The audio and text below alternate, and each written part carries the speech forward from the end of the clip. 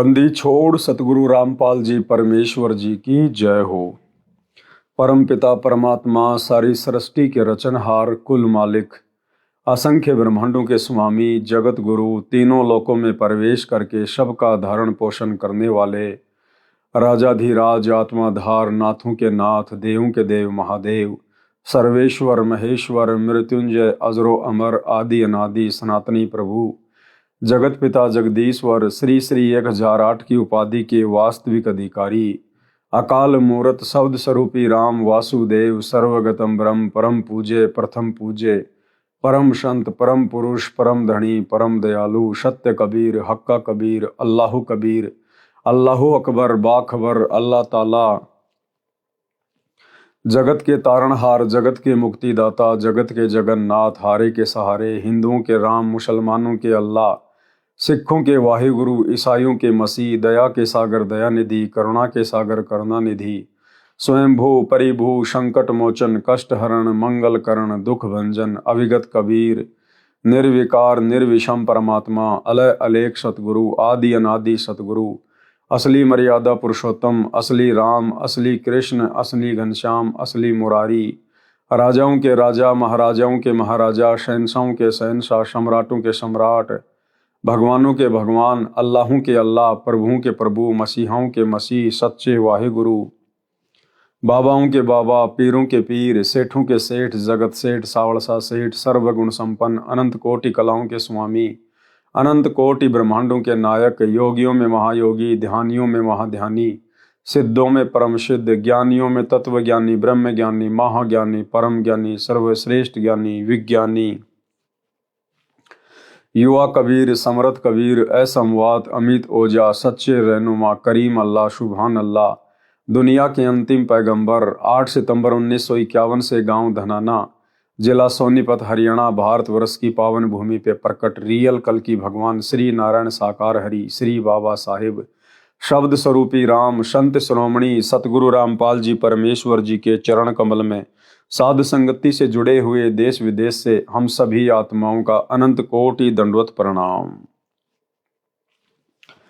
सत्साई भाई और बहनों, दया पूज्य गुरुदेव भगवान की सतगुरु रामपाल जी परमेश्वर जी की जिनके विशेष आशीर्वाद से शुभ आशीर्वाद से आप और हम सभी आत्माएं जो साध संगति से जुड़ी हुई हैं गुरुदेव के तत्व ज्ञान को आधार बनाकर अपनी आत्मा के कल्याणार्थ हेतु भक्ति मार्ग पर दृढ़ता के साथ निरंतर आगे की ओर बढ़ रहे हैं।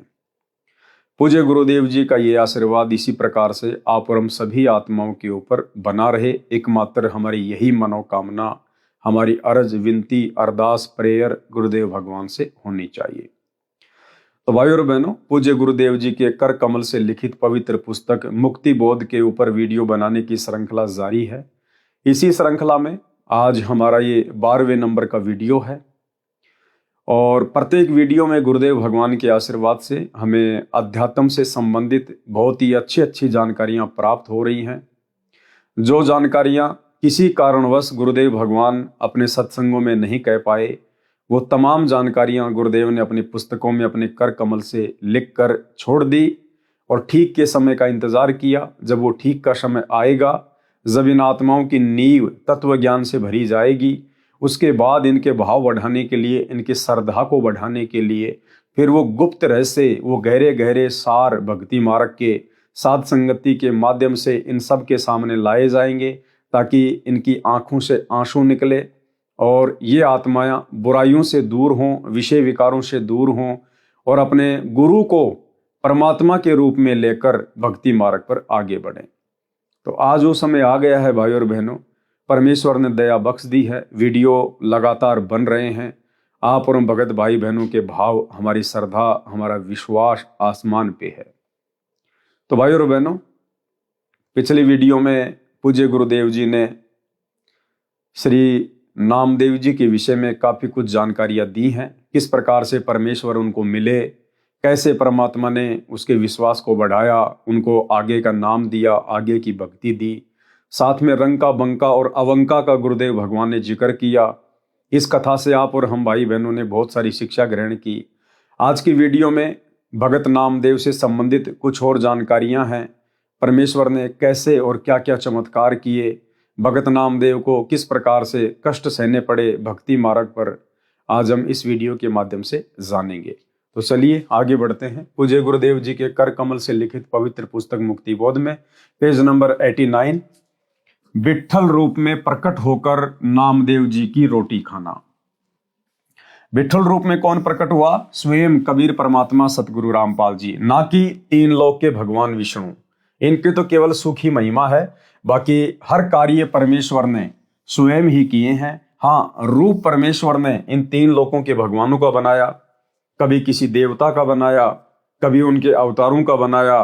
क्योंकि जब तक इस आत्मा को सत्य भक्ति प्राप्त नहीं होती है, जब तक ये ठीक का कलयुग की बिचली पीढ़ी वाला समय नहीं आता है, तब तक जो भी आत्मा जिसको भी अपना इष्ट मान के पूजती है, जिसकी भी भक्ति करती है गुरु बना के, ये कबीर परमात्मा सतगुरु रामपाल जी भगवान अपनी उस आत्मा के विश्वास को बनाए रखने के लिए उन्हीं भगवानों, उन्हीं अवतारों और उन्हीं गुरुओं के रूप में आकर उसके सौ कार्य सिद्ध करते हैं।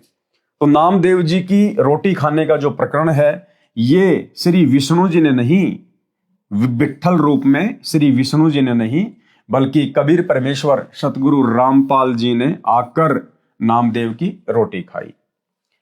एक दिन नामदेव जी भेड़ बकरियां गाय चरा रहा था। प्रतिदिन साथ में गांव के अन्य पाली चरवाहे भी अपनी अपनी भेड़ बकरियां गाय चराते थे। वे पाली प्रतिदिन नामदेव पर व्यंग करते थे कि हे नामदेव, सुना है तुमने पत्थर की मूर्ति को दूध पिला दिया था।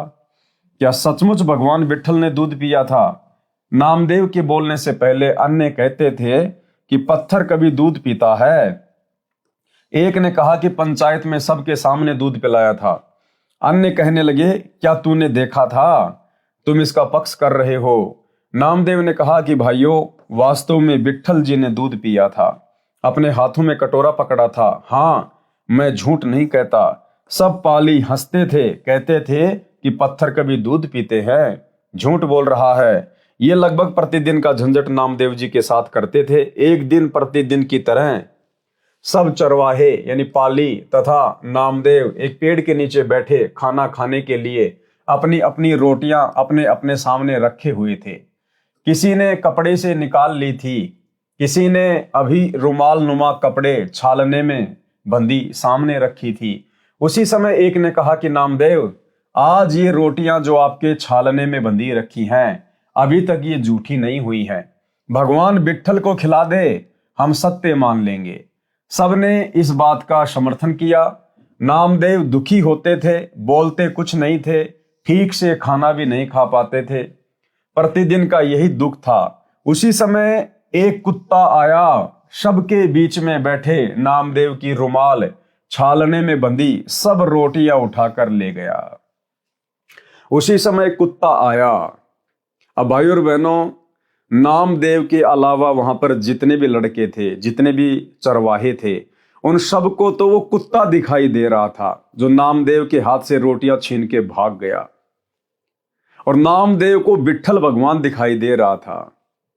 यानी भाई और बहनों, परमात्मा कहते हैं, सो छल छिद्र मैं करूं जन अपने के काज। ये परमात्मा ही सर्व रूप धारण करता है। वो कुत्ता बनकर भी यही कबीर परमेश्वर सतगुरु रामपाल जी भगवान आए थे। जिस प्रकार आपने कबीर सागर के सरलार्थ में अब्राहिम सुल्तान की कथा में सुना कि अब्राहिम सुल्तान को जगाने के लिए, गर्म लोहे पर चोट मारने के लिए, उसके अंदर वैराग्य पैदा करने के लिए परमात्मा एक ऐसे कुत्ते का रूप बनाकर आए जिसके सर में कीड़े पड़े हुए थे, और परमेश्वर जी ने उस कुत्ते के रूप में मनुष्य की भाषा में कहा कि भाई अब्राहिम, मैं फला फला नगरी का राजा था, और भाई मैंने बहुत युद्ध किए, और जितने मैंने जीव मारे, जितने सैनिक मरे, आज देख ले भाई, मैं तो कुत्ता बना हुआ हूं, और जितने सैनिक मरे थे वो सब आज कीड़े बनकर भाई बदला ले रहे हैं। भैया देख ले, जाग सके तो जाग जा, तेरे साथ भी आने वाले समय में यही बनेगी। तूने भी बहुत लड़ाइयां लड़ी हैं। तो इस प्रकार से भाई और बहनों, ये परमेश्वर ना जाने क्या क्या रूप बनाते हैं, क्या क्या शोध छल छिद्र करते हैं। भाई और बहनों, जैसे कि आम समाज में धारणा है कि वरहा रूप भगवान विष्णु ने बनाया था, वरहा यानी सुअर का रूप, जबकि वो वरहा रूप वास्तव में इसी कबीर परमेश्वर सतगुरु रामपाल जी भगवान ने बनाया था, जिन्होंने अपने दो दांतों पे पूरी पृथ्वी को उठा लिया था। और वो वराह रूप कबीर परमेश्वर सतगुरु रामपाल जी का इतना विशाल था कि 75,000 किलोमीटर की ऊंचाई और 45,000 किलोमीटर की चौड़ाई थी। इतना विशाल रूप कबीर परमेश्वर सतगुरु रामपाल जी भगवान ने बनाया था पृथ्वी को बचाने के लिए। उसी समय एक कुत्ता आया, सबके बीच में बैठे नामदेव की रुमाल में बंधी सब रोटियां उठाकर ले गया। ये देखकर सब पाली हंसने लगे कि विट्ठल भगवान ने तो स्वीकार नहीं की, कुत्ते ने स्वीकार कर ली। अन्य कहने लगे कि अरे उस दिन भी कुत्ता दूध पी गया होगा, नामदेव ने झूठ बोला होगा कि विट्ठल भगवान ने पिया है। भाई और बहनों, कहने का मतलब है चाहे कोई भी समय हो, कोई भी युग हो, भगतों की इसी प्रकार से लोग हंसियां उड़ाते हैं। भगतों के साथ में इसी प्रकार से मजाक किया जाता है। आज भी हम भगत भाई बहनों के साथ में जो भी जहां रहता है, गांव में, शहर में, नगर में, और जिन लोगों का जैसे भी दाव लगता है, भगत का मजाक बनाने में कसर नहीं छोड़ते हैं। तो भाई और बहनों, हमने परेशान नहीं होना चाहिए, दुखी नहीं होना चाहिए, क्योंकि हमें पता है कि हम किस सत्य भक्ति मार्ग पर और किस रास्ते पे चल रहे हैं। बाकी मजाक उड़ाने वाले तो नामदेव जी का भी उड़ाया करते थे। हर युग में, हर समय इसी प्रकार से भक्तों का मजाक बनाया जाता है, लेकिन अंत में भगत की सदगति होती है, और जो मजाक उड़ाते हैं उनकी फिर 84 लाख योनियों में दुर्गति होती है। इसलिए भगत ने किसी की बातों का बुरा नहीं मानना चाहिए। अपना जो मुख्य जो कर्म है, जो धर्म है, उसके ऊपर दृढ़ होकर निरंतर आगे की ओर बढ़ना चाहिए। अन्य कहने लगे कि अरे उस दिन भी कुत्ता दूध पी गया होगा, नामदेव ने झूठ बोला होगा कि विट्ठल भगवान ने पिया है। नामदेव जी को विट्ठल रूप परमात्मा रोटियां लेकर जाते दिखाई दे रहे थे। अब नामदेव जी को कुत्ता दिखाई नहीं दे रहा था, कुत्ता तो अन्य लोगों को दिखाई दे रहा था। नामदेव जी को तो विट्ठल भगवान दिखाई दे रहे थे, जो रोटियां लेकर दौड़ लिए। सब्जी नामदेव के पास रह गई थी। नामदेव जी सब्जी लेकर पीछे पीछे चल पड़े, कह रहे थे कि हे भगवान, सब्जी भी ले लो, अकेली रोटी कैसे खाओगे। कुछ दूरी पर एक पेड़ के नीचे भगवान विट्ठल रुक गए। भगवान ने कहा कि आप मेरे साथ खाना खाओ। दोनों खाना खाने लगे। उन पापियों को आश्चर्य हुआ कि नामदेव कुत्ते के साथ खाना खा रहा है। देखो भाई और बहनों, क्या कहा कबीर परमेश्वर जी ने। कुछ ही दूरी पर एक पेड़ के नीचे भगवान विट्ठल रुक गए। भगवान ने कहा कि आप मेरे साथ खाना खाओ। क्या कहा भगवान ने, कबीर परमेश्वर सतगुरु रामपाल जी ने विट्ठल रूप में, कि आप मेरे साथ में खाना खाओ। दोनों खाना खाने लगे। भाई और बहनों, वर्तमान में ज्यादातर सत्सेवक भाई बहनों को, जिन्होंने अपने अपने घर को आश्रम बना लिया, गुरुदेव भगवान का आसन लगा लिया, गुरुदेव भगवान को प्रतिदिन भोग लगाया जाता है। आजकल सतगुरु रामपाल जी भगवान अपनी अनेक आत्माओं को दर्शन दे रहे हैं, सौपन में या वैसे।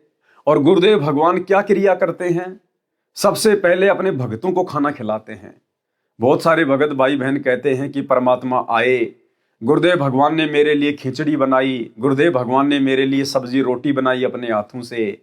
मैं गुरुदेव भगवान को मना कर रहा था कि नहीं भगवान, आप ऐसा ना कीजिए, हम नीच जो है, हम आपके कुत्ते, आपके नौकर, आपके मजदूर, हम कौन से दिन काम आएंगे परमात्मा।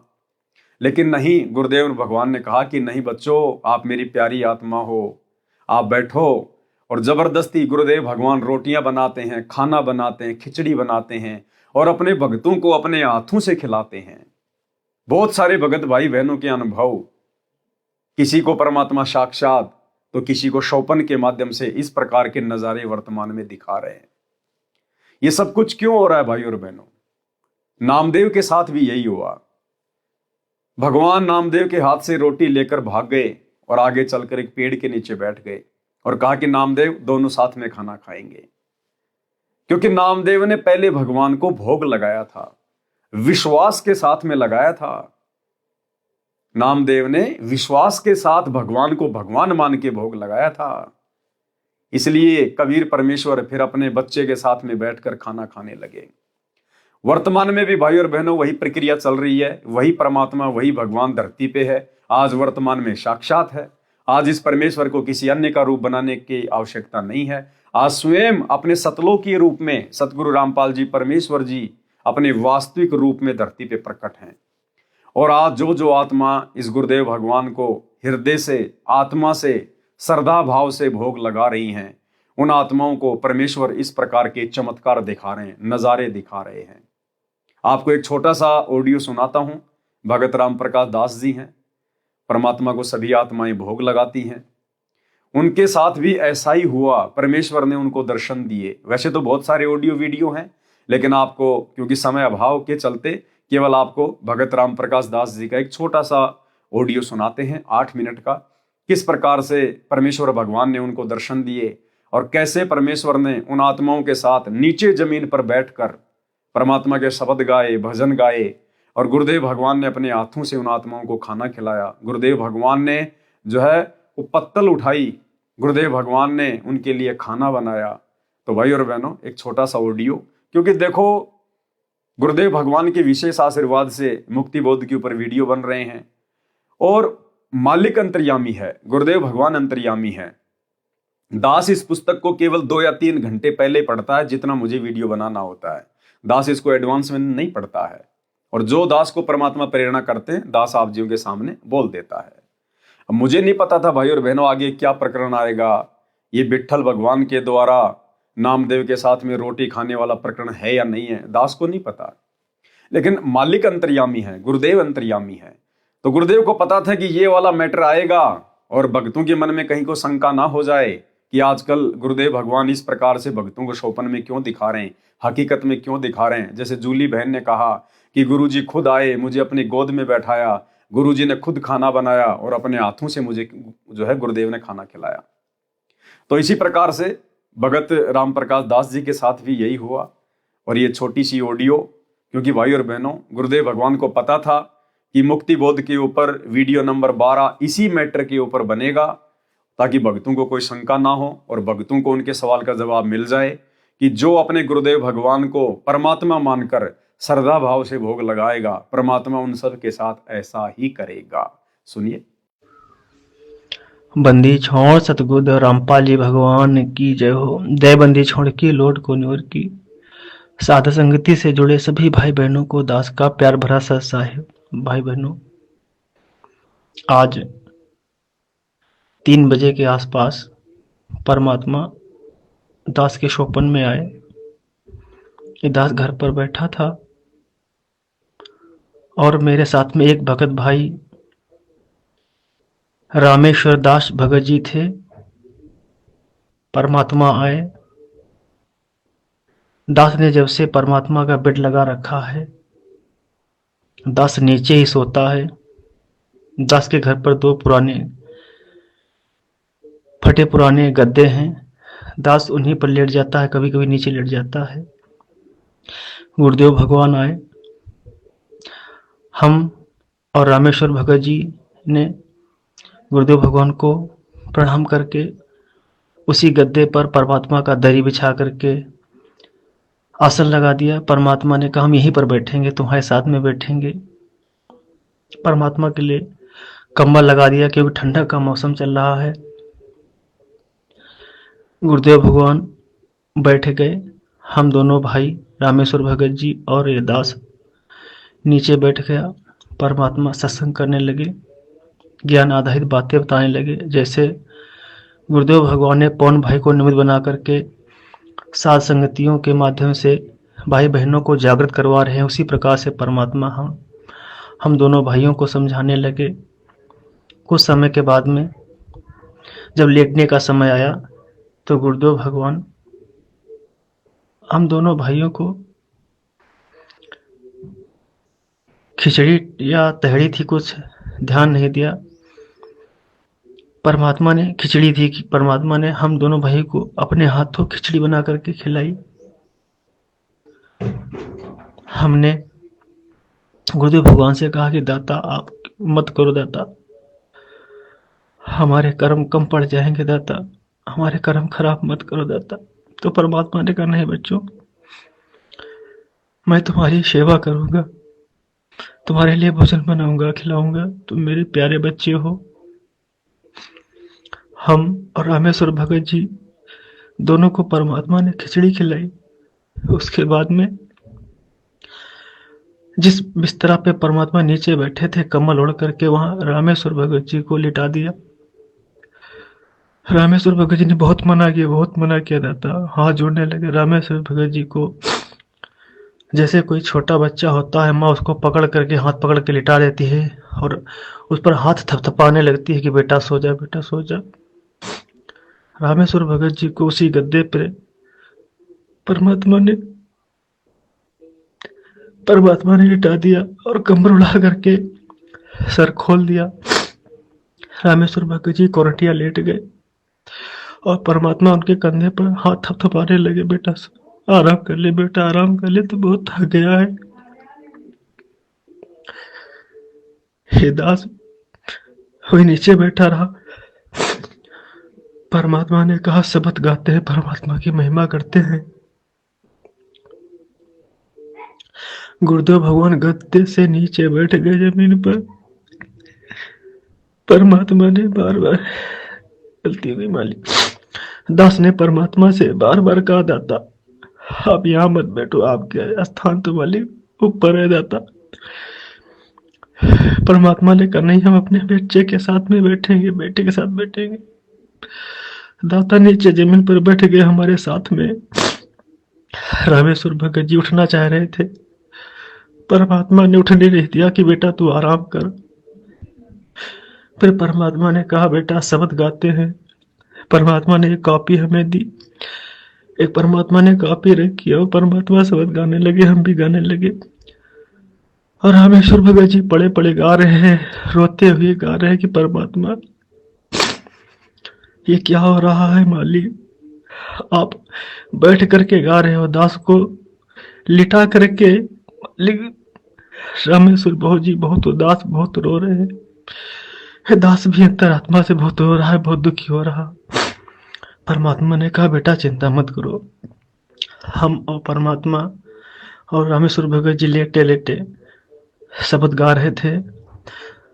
रामेश्वर भगत जी ने कहा कि भगत जी थोड़ा पीछे हट जाओ, तो मैं पीछे हट गया, क्योंकि मेरी शब्द गाते समय या मैं आरती करता हूँ तो मेरी सांस रुकने लगती है, मेरे मुंह से कभी कोई लार आने लगती है तो मेरी आवाज़ रुक जाती है। भगत जी ने कहा शायद आपके मुंह से कोई छींटे निकल जाए, परमात्मा के ऊपर पड़ जाए, तो मैं पीछे हट गया। उसके बाद में फिर वो शब्द खत्म हुआ, परमात्मा का जयकारा लगाया। उसके बाद में फिर परमात्मा ने कहा एक और शब्द गाते हैं। एक परमात्मा जो सत्संग बताते हैं, एक अच्छी महिला और बुरी महिला के विषय में जो परमात्मा गाते हैं कि अच्छी महिलाएं कौन सी हैं और बुरी महिलाएं कौन सी हैं। तो परमात्मा ने कहा इधर बैठ जाओ। तो रामेश्वर भगत जी ने कहा भगत जी आप उधर दूर बैठो जा करके। मैं उधर दूर बैठ गया जा करके। परमात्मा ने कहा कॉपी खोलो और 35 नंबर निकालो। ये जो बुरी महिला या अच्छी महिलाओं के विषय में है शब्द, मुझे इस शब्द ध्यान नहीं आ रहा, तो मैंने निकाला। परमात्मा गाने लगे और मैं भी गाने लगा। मैं बढ़िया गा नहीं पा रहा था, मैं समझ नहीं पा रहा था, मेरी सांसें रुक जाती थी, रुक रुक के गा रहा था। तो परमात्मा जो गलत महिलाएं होती उनके विषय में जो गा रहे थे, शब्द गा रहे थे, उसी समय परमात्मा ने हमारे सामने दीवार पर टीवी टाइप में चला दिया और वहां पर एक बाउंड्री बन गई। उस बाउंड्री के अंदर 8-10 स्त्रियां, सुंदर स्त्रियां, अप्सराएं खड़ी हो गई आकर के नग्न अवस्था में, बहुत ही नग्न अवस्था में खड़ी हो गई। जो मैं शब्द गा करके सर ऊपर उठाया, उन महिलाओं की तरफ देखा तो वो सब मुझे बुला रही थी, गंदे गंदे तरीके से इशारे कर रही थी। मैंने उनकी तरफ देख करके अपना सर नीचे कर लिया। गुरुदेव भगवान हमारी तरफ देख रहे थे, मैं शब्द गाता रहा। फिर वो सब शब्द खत्म हुआ तो वो महिलाएं अपने आप, सारी औरतें जो थी नग्न अवस्था में, वो गायब हो गई। तो परमात्मा ने जब शब्द गाना बंद किया तो गुरुदेव भगवान ने कहा सत साहेब। तो हमने कहा बंदी छोड़ सतगुरु रामपाल जी भगवान की जय, बंदी छोड़ सतगुरु रामपाल जी भगवान की जय, बंदी छोड़ सतगुरु रामपाल जी भगवान की जय। मैंने 3 बार अपने गुरुदेव भगवान का जयकारा लगाया तो परमात्मा बहुत प्रसन्न है, बहुत प्रसन्न है, बहुत खुश हुए कि बेटा तुम लोग इस माया के जाल से हट रहे हो, रजोगुण से दूर हो रहे हो, परमात्मा बहुत खुश हुए। बस परमात्मा ने इतना ही दिखाया और दास की आंखें बाद में खुल गई। फिर जब दास उठा तो वही उदासी, वही रोना, फिर आंसू निकलने लगे। दास उठ करके बैठ गया, 3:45 बजा था। फिर अपने आप आंसू निकल ले। बहुत रोना आ रहा कि परमात्मा देखो, हम नीचों के लिए इतना सब कुछ कर रहे। उसी समय ये परमात्मा मौजूद थे। उसी समय दास को आभास भी हो रहा था कि आने वाला समय भुखमरी का है। भुखमरी आएगी तो परमात्मा ऐसे ही अपने बच्चों के जा जा करके अपने बच्चों को आहार खिलाएंगे, भोजन कराएंगे, अपने बच्चों को भूखा नहीं सोने देंगे। परमात्मा ने ये आने वाले समय में भुखमरी का संकेत भी दिया परमात्मा ने कि मर्यादा में रह के बच्चों आप ऐसे ही भक्ति करोगे, परमात्मा आपकी पल पल मदद करेंगे, पल पल मदद करेंगे। दास से कोई त्रुटि गलती हो, वह परमात्मा हम नीच अधम प्राणी को क्षमा करना दाता, क्षमा करना। बंदी छोड़ सतगुरु रामपाली भगवान की जय हो। बंदी छोड़ सतगुरु रामपाली भगवान की जय। बंदी छोड़ सतगुरु रामपाली भगवान की जय।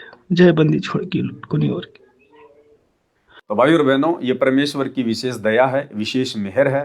आप और हम सभी भगत भाई बहनों ने इसी प्रकार से अपने मालिक के चरणों में लगे रहना है, गुरु को इष्ट मानकर भक्ति पे लगे रहना है। और ये कोई संदेह ना करे, कोई शंका ना करे कि भाई कहीं हम गुरुदेव को श्रद्धा भाव से भोग नहीं लगा रहे, इसलिए गुरुदेव हमें दर्शन नहीं दे रहे होंगे। नहीं, ऐसी कोई बात नहीं है। परमेश्वर जब चाहेगा, जिस आत्मा के लिए चाहेगा, उसी आत्मा के लिए परमात्मा इस प्रकार के नजारे दिखाता है।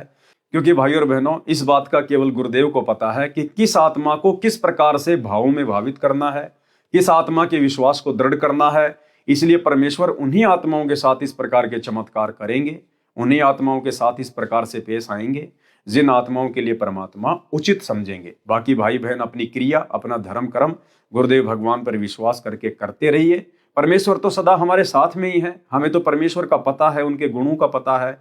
तो भले परमात्मा चमत्कार दिखाएं ना दिखाएं, हमने तो उसी प्रकार से आगे बढ़ते रहना है। कुछ दूरी पर एक पेड़ के नीचे भगवान विट्ठल रुक गए। भगवान ने कहा कि आप मेरे साथ खाना खाओ। दोनों खाना खाने लगे। उन पालियों को आश्चर्य हुआ कि नामदेव कुत्ते के साथ खाना खा रहा है। सब पाली उठकर वह नजारा देखने गए। निकट से देखा तो वास्तव में विट्ठल भगवान ही नामदेव के साथ खाना खा रहे थे। सब पाली भगवान के चरणों में गिरकर क्षमा याचना करने लगे। भगवान ने कहा कि नामदेव से क्षमा मांगो। भगवान ने क्या कहा कि नामदेव से क्षमा मांगो।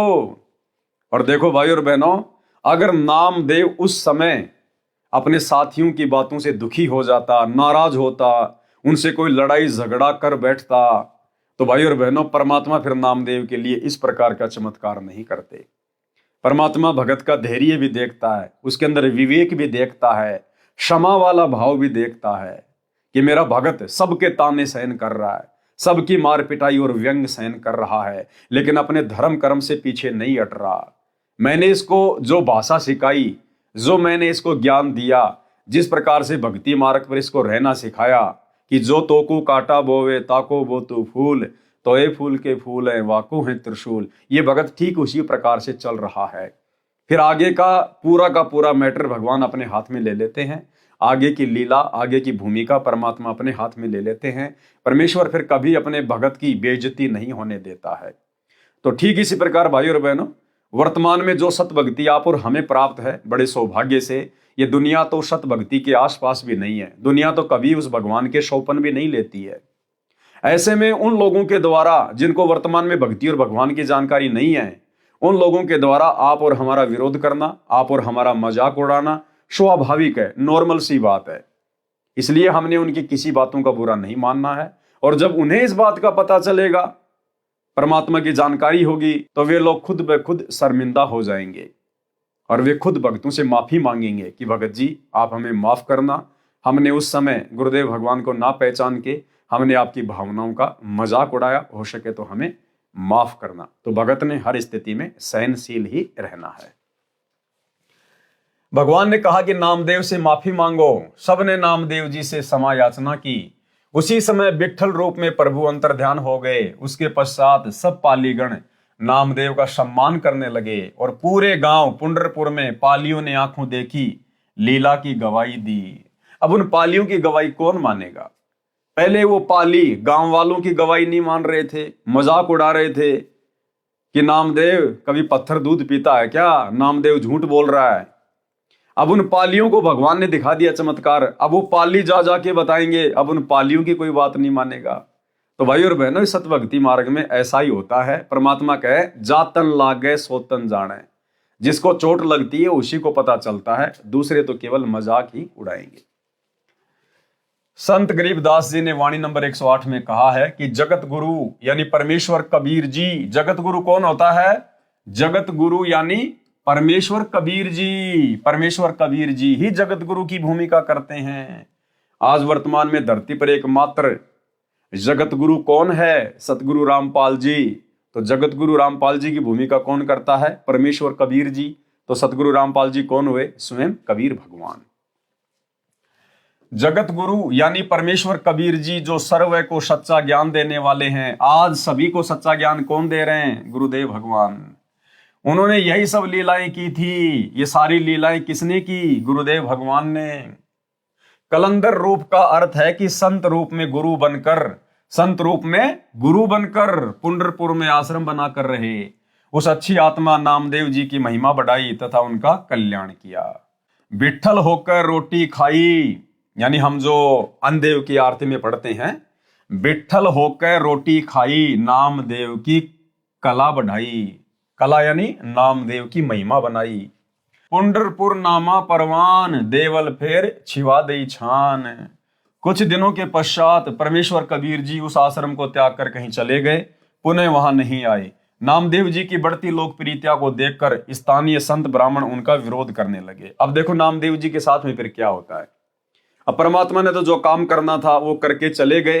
परमात्मा इस प्रकार के चमत्कार वहां दिखाकर चले गए, अंतर्ध्यान हो गए, संत रूप में, साधु रूप में कुछ दिन वहां रहे। क्योंकि परमात्मा ने तो हम आत्माओं के अंदर भक्ति की ज्योत जलानी होती है इस कलयुग की पिछली पीढ़ी तक। तो परमेश्वर ने तो आत्माओं के अंदर भक्ति की ज्योत जलाई और कुछ वर्ष वहां रहकर फिर अंतर्ध्यान होकर चले गए। अब नामदेव जी की महिमा हो गई हर जगह। उसके बाद में जो ब्राह्मण लोग थे, वहां के जो पंडित लोग थे, क्योंकि उस समय जातिवाद बहुत ज्यादा था, नामदेव जी नीची जाति में थे, छिपा जाति में थे, तो ब्राह्मणों को ईर्ष्या होने लगी, जलन होने लगी। तो नामदेव जी का बहुत ज्यादा विरोध वहां पर बढ़ गया। उसके बाद नामदेव जी ने महाराष्ट्र को, पुंडरपुर को त्याग दिया और हरिद्वार आ गए। कुछ दिनों के पश्चात परमेश्वर कबीर जी उस आश्रम को त्याग कर कहीं चले गए, पुनः वहां नहीं आए। नामदेव जी की बढ़ती लोकप्रियता को देखकर स्थानीय संत ब्राह्मण उनका विरोध करने लगे। नामदेव जी विक्रमी संवत 1380 सन 1323 में 53 वर्ष की आयु में पुंडरपुर त्याग कर हरिद्वार चले गए। और भाई और बहनों देखो, दास के साथ भी थोड़ा थोड़ा ऐसा ही हो रहा है। सन 2016 में जब इस दास का बहुत ज्यादा विरोध बढ़ गया सतलोक आश्रम मैनेजमेंट हरियाणा के द्वारा, इन्होंने देखा कि हमारे धार्मिक धंधे में पवन दास तो रोड़ा बन के खड़ा हो गया। इन्होंने हर प्रकार से दास को धमकियां दी।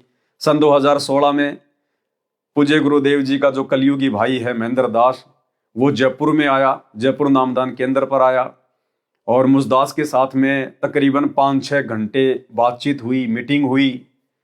और अंत में वो मुझे डराने लगा हर प्रकार से कि तेरे जैसे बहुत भगत आए, बहुत भगत गए, ऐसा है वैसा है, तेरे को आश्रम में नहीं घुसने दिया जाएगा, जब गुरुजी आएंगे तो मैं तेरी गुद्दी पकड़ के गुरुजी के पास लेके जाऊंगा। मुझे आनंद आ रहा था अंदर अंदर। मैंने कहा भाई इतना बड़ा भगत है, अपने आप को कहता सार नाम ले लिया, सार शब्द ले लिया, 20 साल से भक्ति कर रहा हूं और बातें इसकी बच्चों जैसी हैं कि जब गुरुजी आएंगे तो मैं तेरी गुद्दी पकड़ के लेके जाऊंगा। तो सुबह के 5 बज गए भाई और बहनों। जयपुर के कुछ और भगत थे। 5 बजे उसने यही कहा कि भाई मैंने भगत बहुत देखे लेकिन तेरा जैसा नहीं देखा मैंने। तो दास ने कहा कि मेरा जैसा तू देखेगा भी नहीं। आज से पहले तूने बेचारों को डरा दिया, धमका दिया, बैठा दिया, उन्होंने सच्चाई से मुंह मोड़ लिया। भाई इस दास को परमात्मा ने खड़ा किया है, सच तो सच ही रहेगा। उसके बाद वो चला गया। कुछ दिनों बाद में फिर और ज्यादा मैनेजमेंट का विरोध बढ़ने लगा, क्योंकि दास फिर खुलकर इन लोगों के कुकर्मों के ऊपर वीडियो बनाने लगा, व्हाट्सएप पे मैसेज डालने लगा। उसके बाद में पूज्य गुरुदेव जी का जो कलयुगी दामाद है संजय खानपुर वाला, गुरुदेव की कलयुगी बेटी मंजू का पति, और एक जो बलजीत है, जो सतलोक आश्रम बरवाड़ा का जो ट्रस्टी था, उसका बेटा अनिल लहरी, जो वर्तमान में 10 क्विंटल गांजे के मुकदमे में फरार है। बरवाला कांड के बाद में वो नशे का कारोबार करने लग गया। जो गुरुजी का ड्राइवर था, गुरुजी का ड्राइवर अनिल लहरी, बलजीत लहरी का बेटा, वर्तमान में वो नशे के मुकदमे में फरार है। 10 क्विंटल गांजा पकड़ा गया। ऐसे ऐसे महान महान भगत गुरुजी के पास में रहते थे उनके ड्राइवर बन के। और साथ में एक भगत और था, और राजस्थान का स्टेट कोऑर्डिनेटर प्रकाश माड़ी। ये सारे के सारे घर पे आए। मैं वही नामदान सेंटर के पास में रहा करता था उस समय। दास के वहां से नामदान केंद्र हटा के, और जयपुर में कोई एक भगत जी हैं सारनामी भगत प्रहलाद जी, उनके घर पर दास ने अपनी सहमति से रख दिया था। वो तीनों आए और अंत में दास को धमकी देके गए कि तू ऐसे नहीं मानेगा तो हमारे पास और भी तरीके हैं। मैंने कहा भैया मेरे पास भी बहुत तरीके हैं, मैं भी मकान खाली करने में 1 नंबर आदमी हूं, महीने में 3-3 मकान चेंज करता हूं। तुम चलोगे डाल डाल, मैं चलूंगा पात पात। तुम मार पिटाई का इरादा बनाओगे, उससे पहले पवन दास तुम्हें मिलेगा ही नहीं, कहीं और अपना किराए का मकान ले चुका होगा। इस प्रकार वो भी धमकी देके चले गए। तो ज्यादा दबाव बढ़ गया। तो ज्यादा दबाव बढ़ने के कारण फिर दास चला गया हरियाणा के फरीदाबाद में। फरीदाबाद में एक रमेश भगत जी हैं बल्लभगढ़ में, वर्तमान में शायद वो बल्लभगढ़ के कोऑर्डिनेटर हैं। तो उस समय दास वहां चला गया। उसका बिरयानी का काम था, वेज पुलाव का। तो मैं उनकी गाड़ी पर रोजाना 500 रुपए की दिहाड़ी में, मजदूरी में, और मैं उनकी बिरयानी सारा दिन जो है वो बेचा करता था। सुबह ले जाता, मार्केट में बेचता, शाम को वापस आ जाता। वो मुझे रोजाना के 500 रुपए दे दिया करते। बाल बच्चे में सब वहीं पे ले गया था। अब 2-4 महीने तो दास का ठीक ठाक चला वहां पर, क्योंकि दास की तो आदत फिर झूठ के सामने झुकना नहीं। तो दास तो फिर उसी प्रकार से अपना सारा काम करने लगा। अगर कोई आता कस्टमर तो दास उसको बिरयानी डाल देता, अन्यथा मोबाइल में अपना मैसेज टाइप करना, बस यही काम मेरा। उसके बाद में गुरुदेव के भाई महेंद्र ने मुझे बुलाया। उस समय दास के साथ में संजय दिल्ली वाला भी था, बाद में चल के वो गुरुद्रोही हो गया। तो मेरे को और संजय को और रमेश भगत जी को और 2-4-5 भगत और थे जो बल्लभगढ़ के थे, भगत दैया जी और भी थे बहुत सारे भगत। तो गुरुदेव के छोटे भाई ने फिर हमारे को बुलाया हरियाणा के गुड़गांव में। हम सारे गुड़गांव में गए, पूरी रात वहां मीटिंग हुई। वहां भी कोई दाढ़ उसकी नहीं गली। लेकिन उसके बाद में हमारे ऊपर तो महेंद्र की दाढ़ नहीं गली, लेकिन महेंद्र ने उस रमेश भगत को अपने कब्जे में कर लिया। और वो रमेश भगत फिर धीरे धीरे मुझे समझाने लगा, क्या रखा भगत जी इन बातों में, फलाना है दिखना है, ये सब भगत कोई मूर्ख थोड़ी हैं, तुम ही थोड़े कोई ज्ञानी हो। तो दास समझ गया, भाई पवन दास अब तेरा यहां से जाने का समय आ गया है। इस भगत ने जो है अपना जमीर बेच दिया है, ये भगत अब सच्चाई का साथ नहीं देगा। तो दास फिर वहां से अपने डेरे डांडे उठाए, एक गाड़ी में सामान डाला, दास वापस जयपुर आ गया। जयपुर में आने के बाद में साल 6 महीना ही हुआ था, फिर ये मैनेजमेंट वाले दास के घर पे पहुंच गए। एक राजस्थान के जोधपुर का भगत था, डॉक्टर राम स्वरूप जांगिड़। वर्तमान में तो वो इस परमात्मा को छोड़ चुका है, भक्ति को छोड़ चुका है, उसको सारनाम प्राप्त था उस समय। बीच में वो मदन पंथ में चला गया था, फिर मदन पंथ से भी हट गए, किसी और पंथ में चला गया। वर्तमान में उसका हमें कुछ पता नहीं, आता पता नहीं। तो उसको बीच में डाल के और सतलोक आश्रम मैनेजमेंट हरियाणा का वर्ल्ड कोऑर्डिनेटर देशराज मान, परवेश दिल्ली वाला और भी बहुत सारे भगत, मुख्य मुख्य सारनामी, इन्होंने धोखे से जयपुर में दास की लठों से जानवर की तरह पिटाई की। वीडियो अक्सर मैं आप भाई बहनों को भेजता ही रहता हूं। तो उसके कुछ दिनों बाद में और फिर ज्यादा दबाव दास के ऊपर बढ़ने लगा, क्योंकि दास इनके आगे झुकने को तैयार नहीं था। मुझे अंदर से परमात्मा प्रेरणा करते थे, मैं और ज्यादा वीडियो बनाने लगा। जितना ये लोग मुझे परेशान करने लगे, दास उतनी ज्यादा सेवा और बढ़ाने लगा। साल भर बाद में जब ज्यादा दबाव बढ़ा तो दास तो लड़ाई झगड़े से दूर रहता है, और गुरुदेव भगवान ने भी यही हमारे को समझाया है। तो दास भाई अपना काम धंधा भी कर ले और अपनी सेवा भी होती रहे। तो ये सोचकर दास चला गया मेरठ में, क्योंकि मेरठ में छोटी छोटी सात संगति होती थी हर महीने। तो मेरठ में ओमपाल जी और सतपाल जी 2 भाई हैं, उनका ट्रांसपोर्ट का काम है। उन्होंने कहा कि भगत जी आप यहाँ आ जाओ, यहाँ आपको कोई दिक्कत नहीं आएगी। तो दास वहां चला गया कि भाई हर महीने तो जाना पड़ता ही है, क्यों ना अपने मेरठ में चल पड़ते हैं, अपने को तो किराए से रहना, अपना काम धंधा करना। तो दास वहां चला गया। उन्होंने मुझे एक मकान दिलवा दिया और एक उन्होंने मुझे दुकान दिलवा दी। दुकान में मैंने दही बड़े का काम शुरू कर दिया, बढ़िया काम चलने लग गया, शानदार। हर महीने वहां सात संगति होती, लेकिन वहां भी ज्यादा दिन दास नहीं टिक पाया। साल 1.5 साल के बाद में जो भगत ओमपाल जी थे उनके मन में दोष आ गया, पता नहीं क्या हुआ काल प्रेरणा से, और वहाँ से भी दास को अनन फनन में जाना पड़ा।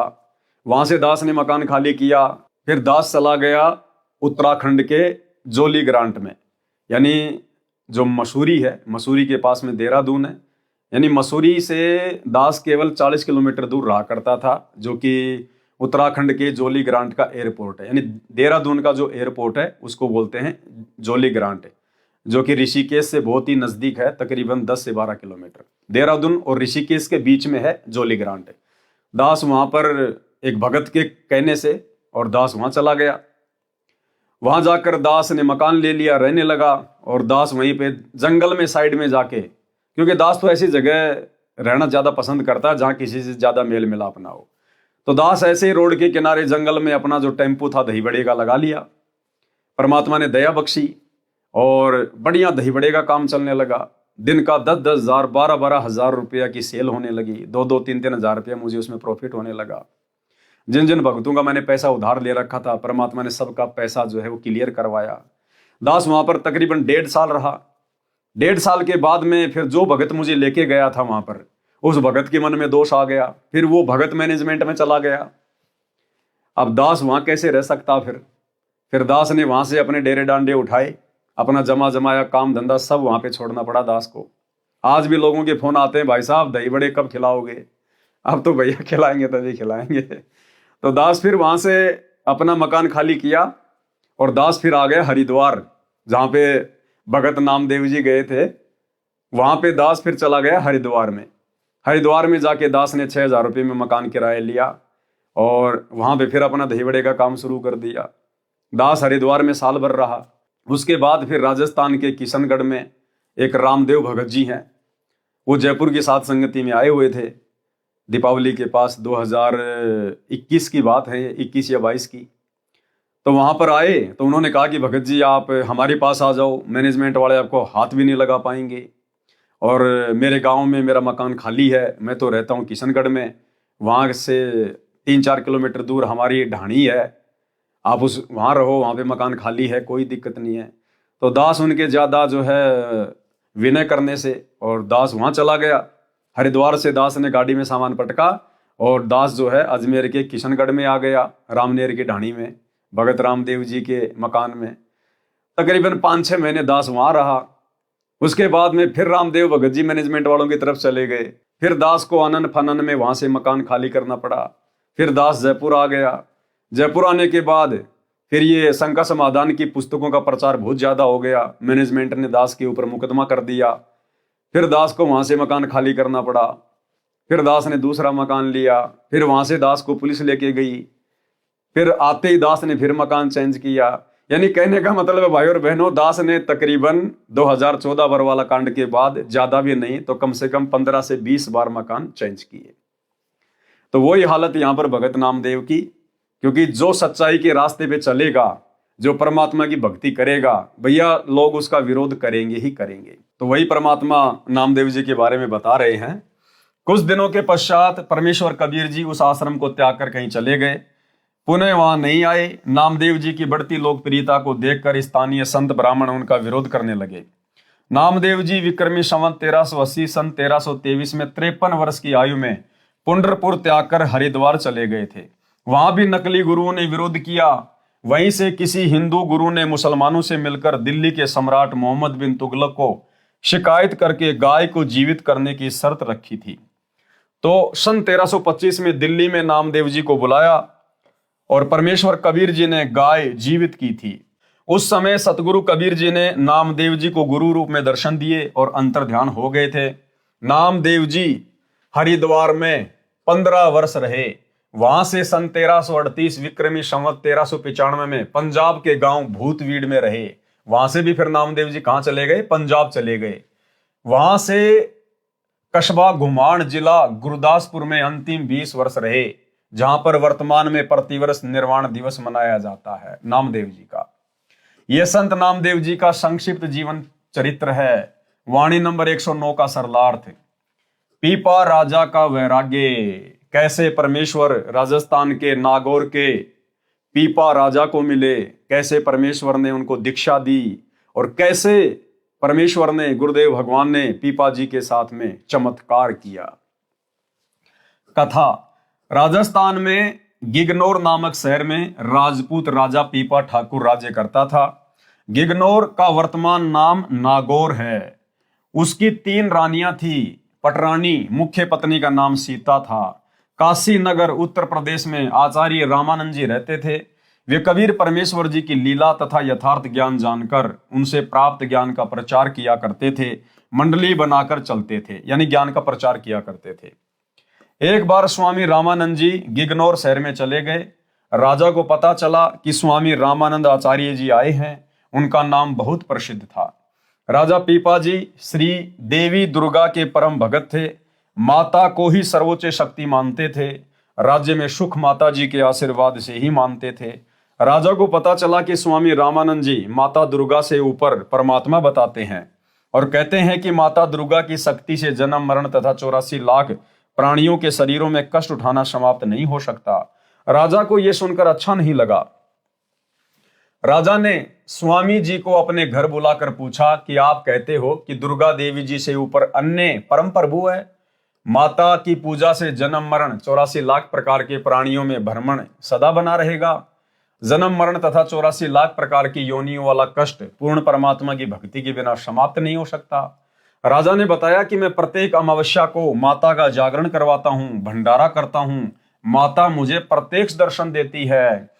अब देखो भाइयों और बहनों, जब दुर्गा माता प्रत्यक्ष दर्शन दे सकती है तो बताओ वर्तमान में सतगुरु रामपाल जी भगवान को क्या दिक्कत है भाई अपने भक्तों को प्रत्यक्ष दर्शन देने में। अरे माता को तो अपने ऊपर के लोक से चल के आना पड़ता था, जो कि हजारों लाखों किलोमीटर है। सतगुरु रामपाल जी तो धरती पे प्रकट हैं, फिर भला उन्हें शब्द रूप में अपने भक्तों के पास आकर प्रकट होकर दर्शन देने में क्या दिक्कत है। तो भाई और बहनों, ये दुनिया नादान है, अनजान है। दुनिया केवल मजाक उड़ाएगी, क्योंकि दुनिया भक्ति और भगवान के आसपास भी नहीं है, नास्तिकता की ओर जा रही है। हमने तो इन कथाओं से शिक्षा लेनी है। जब वो माता दुर्गा, जब वो भगत पीपा के सामने प्रत्यक्ष प्रकट हो सकती थी, जब वो श्री कृष्ण जी मीराबाई के साथ में प्रकट होकर डांस कर सकते थे, तो भला वर्तमान में पूज्य गुरुदेव भगवान को, जो कि धरती पे सशरीर प्रकट हैं, अपने भक्तों के घरों पर जाकर प्रकट होने में क्या दिक्कत है। तो हमने दुनिया को देख के नहीं चलना। माता मुझे प्रत्यक्ष दर्शन देती है, मुझसे बातें करती हैं। स्वामी रामानंद जी ने कहा कि आप माता से ही स्पष्ट कर लेना। हम 6 महीने पश्चात फिर इस ओर आएंगे, तब आपसे भी मिलेंगे। स्वामी जी चले गए। अगली अमावस्या को राजा ने जागरण कराया। माता ने दर्शन दिए। राजा ने प्रश्न किया कि हे माता, आप मेरा जन्म मरण तथा 84 लाख प्राणियों के शरीरों में कष्ट उठाना समाप्त कर दें। श्री देवी दुर्गा जी ने कहा कि राजन, तेरे राज्य में सुख मांग ले, राज्य विस्तार मांग ले, वह सब कर दूंगी, परंतु जन्म मरण तथा 84 लाख वाला कष्ट समाप्त करना मेरे बस से बाहर है। माता जी ने हाथ खड़े कर दिए। यह कहकर माता अंतर्ध्यान हो गई। राजा पीपा ठाकुर बेचैन हो गया कि यदि जन्म मरण समाप्त नहीं हुआ तो भक्ति का क्या लाभ। स्वामी जी कब आएंगे? 6 महीने तो बहुत लंबा समय है। भगत पीपा बेचैन हो गया। खलबली मच गई कि मैं तो जिस देवी दुर्गा को परम शक्ति मान के पूजता था, उसने भी हाथ खड़े कर दिए कि भैया जन्म मरण का रोग काटना, 84 लाख योनियों में जाकर महा कष्ट उठाना, इनसे छुटकारा दिलाना मेरे बस की बात नहीं है। तो राजा पीपा ने सोचा कि अगर जन्म मरण नहीं कटा तो क्या फायदा फिर भक्ति का, इस मनुष्य जन्म का। ये राजा बनने का भी क्या फायदा, ये तो थोड़े समय का सुख है। अगर जन्म मरण का रोग समाप्त नहीं हुआ, अगले जन्म में फिर गधा बनूंगा, कुत्ता बनूंगा, फिर कहां ये राजपाट का सुख रहेगा।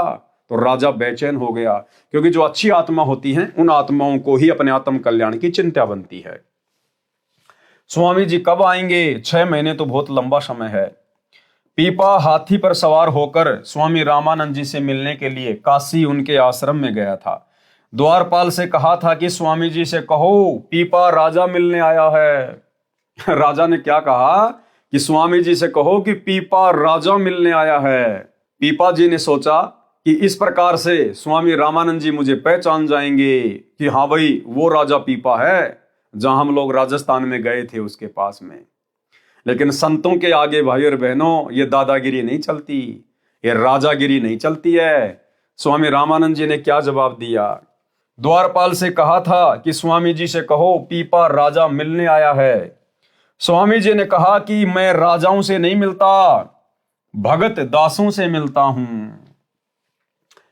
क्या कहा पंडित रामानंद जी ने? कि मैं राजाओं से नहीं मिलता, मैं तो कोई भगत दास होता उससे मिलता हूं।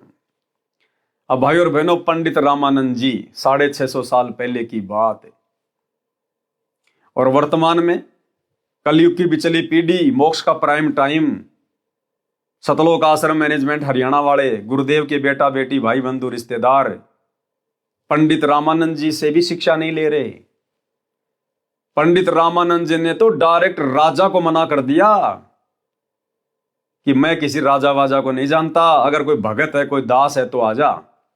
और यहां इस कलयुग की बिचली पीढ़ी में गुरुदेव का कलयुगी परिवार, ये कोऑर्डिनेटर, लाखों की संगत है, इन दो कोडी के राजनेताओं के तलवे चाटती फिरती है। जो राजनेता इनको बुलाते भी नहीं, ना बीजेपी वाले ना कांग्रेस वाले, किसी भी राजनीतिक पार्टी के लोग संत रामपाल जी के भक्तों को या संत रामपाल जी के परिवार को ये नहीं कहते कि आप हमें वोट दो, संगत से वोट डलवाओ, नहीं। जबरदस्ती काल प्रेरणा से संत रामपाल जी का परिवार, ये कोऑर्डिनेटर उन राजनेताओं के तलवे चाटते हैं, जाकर जबरदस्ती जाकर उनके तलवे चाटते हैं, उनका समर्थन करते हैं, संगत से उनका समर्थन करवाते हैं। तो इन बेअकल के सतलोक आश्रम मैनेजमेंट हरियाणा वालों से, गुरुदेव भगवान के बेटा बेटी भाई बंधु रिश्तेदारों से, इन कोऑर्डिनेटरों से प्रार्थना है कि रे भैया पंडित रामानंद जी से शिक्षा ले लो। पंडित रामानंद जी से स्वामी जी ने कहा कि मैं राजाओं से नहीं मिलता, भगत दासों से मिलता हूं। राजा को जवाब मिला तो उसी समय हाथी सोने का मुकुट आदि बेचकर आश्रम आया और कहा कि एक पापी दास, ये नहीं का पीपा दास, पापी दास गिगनौर से स्वामी जी से मिलने आया है। स्वामी जी बड़े प्रसन्न हुए। पीपा ने कहा था कि मैं अब आपके पास ही जीवन बिताऊंगा। स्वामी जी ने कहा कि आप अपने घर जाओ, मैं जल्दी आऊंगा, घर से आपको ठीक से वैरागी बना कर लाऊंगा। स्वामी जी को पता था कि कुछ दिन बाद